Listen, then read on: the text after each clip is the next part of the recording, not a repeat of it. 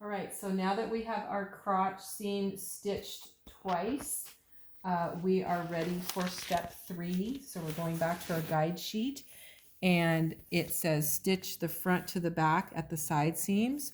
So here is our diagram. So this is how we have to turn it. So now these are our side seams, but we don't want to stitch these together.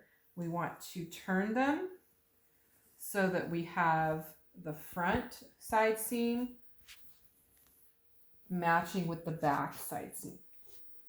Okay, so now it's starting to look like a pair of shorts. So we're going to pin the side seams together. So I always start at the top and put a pin, and then go to the bottom, and then I pin it in between, matching my raw edges, and pinning it every few inches.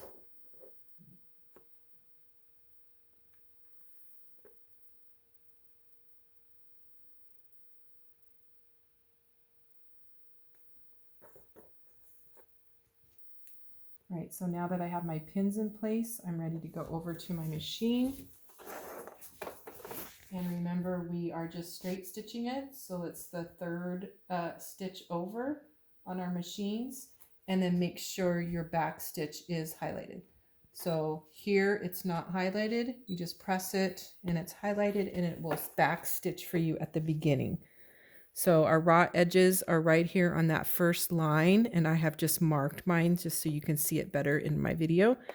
And then we are putting our presser foot down, taking out our pin, and we'll start to stitch, and it will back stitch for us.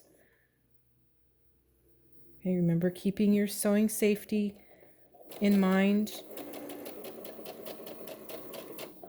Taking out, stopping, taking the pin out, and then continuing to stitch.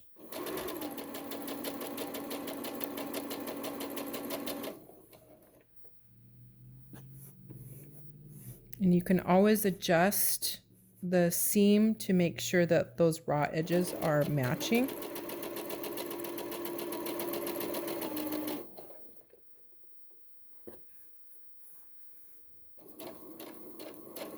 And I'm holding it a little bit taut in the back, not tightening it up.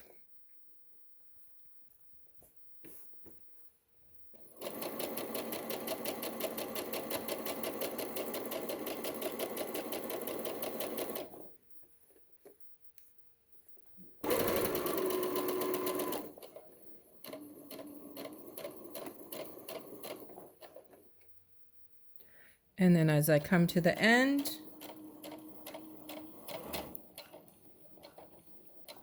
I will back stitch.